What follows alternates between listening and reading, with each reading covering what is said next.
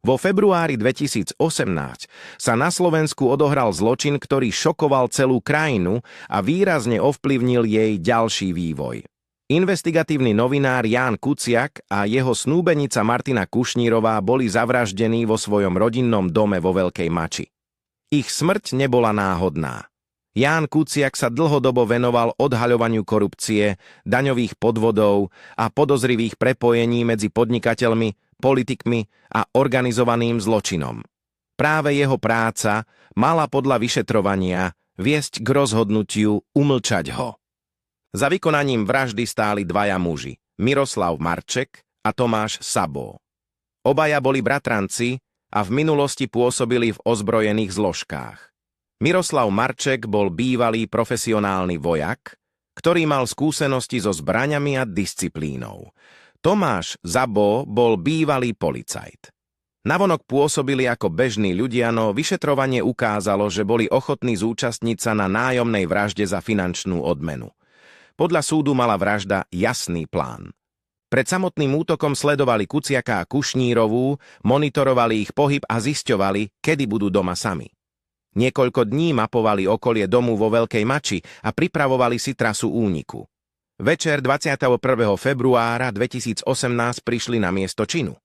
Tomáš Sabo zostal v aute pripravený na rýchly odchod. Miroslav Marček vzal zbraň a vošiel do domu.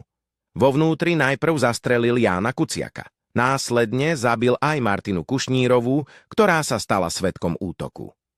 Tento moment patril k najtragickejším detailom celého prípadu, pretože Martina s investigatívnou prácou nijako nesúvisela. Jej jedinou vinou bolo, že sa v tom čase nachádzala doma. Celý útok trval len niekoľko minút. Potom Marček vyšiel z domu, nasadol do auta k Sabóvi a obaja z miesta činu odišli. Telá mladého páru našli o niekoľko dní neskôr príbuzní, ktorí sa im nevedeli dovolať. Slovensko zasiahla vlna smútku a šoku. Vražda novinára bola v demokratickej krajine bezprecedentnou udalosťou.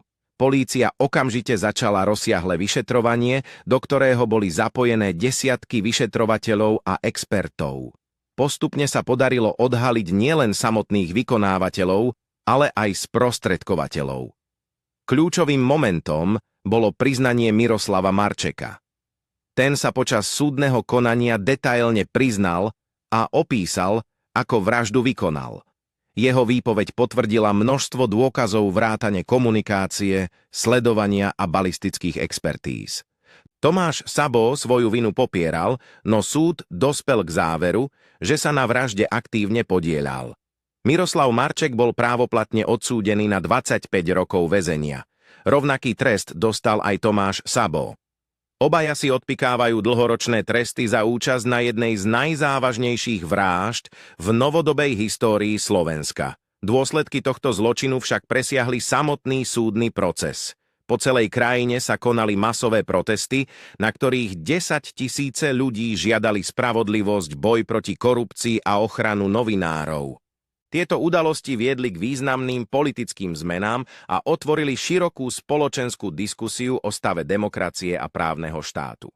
Prípad Miroslava Marčeka a Tomáša Saboa je dodnes symbolom toho, kam až môže zájsť snaha umlčať pravdu.